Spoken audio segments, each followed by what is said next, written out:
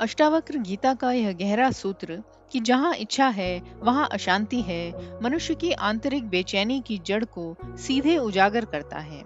इच्छा स्वयं में कोई साधारण चाह नहीं, बल्कि मन की वह प्रवृत्ति है जो वर्तमान से असंतुष्ट होकर भविष्य की कल्पना रचती है।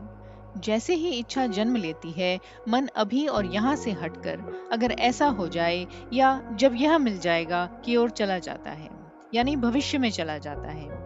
इसी क्षण अशांति शुरू हो जाती है, क्योंकि मन अब वास्तविकता में नहीं बल्कि कल्पना में जीने लगता है। इच्छाएं मन को भविष्य में खींच ले जाती हैं, जबकि आत्मा का स्वभाव सदा वर्तमान में होने का है। आत्मा न प्रतीक्षा करती है, न योजना बनाती है, न किसी परिणाम की आशा रखती है। वह अभी में पूर्ण है, लेकिन इच्छा वर्तमान को अपर्याप्त बताती है और भविष्य को समाधान की तरह प्रस्तुत करती है। इसीलिए इच्छा चाहे छोटी हो या बड़ी, वह मन में एक तनाव पैदा करती है। जब तक वह पूरी नहीं होती, बेचैनी रहती है और पूरी होने पर भी अगली इच्छा जन्म ले लेती है। इस अंतहीन चक्र से शांति कभी स्थायी नहीं हो पाती। अष्टावक्र गीता यह नहीं कहती कि मनुष्य कोई कार्य न करे या जीवन में निष्क्रिय हो जाए, बल्कि यह कि कार्य बिना इच्छा के भी हो सकता है। जब कर्म इच्छा से प्रेरित होते हैं, तब उनमें अपेक्षा, भय और निराशा जुड़ जाती है। लेकिन जब कर्म सहजता से स्थिति की मांग के अनुसार होते हैं, तब वे बोझ नहीं बनते। ज्ञानी वही करता है जो क्षण मांगता है, पर भविष्य से बंधता नहीं।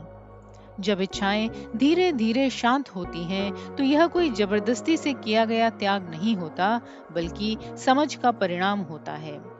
व्यक्ति यह देख लेता है कि इच्छाओं ने कभी भी स्थायी संतोष नहीं दिया। इस देखने मात्र से इच्छाओं की पकड़ ढीली पड़ने लगती है। जैसे ही मन वर्तमान में टिकता है, एक गहरी शांति स्वयं प्रकट होने लगती है।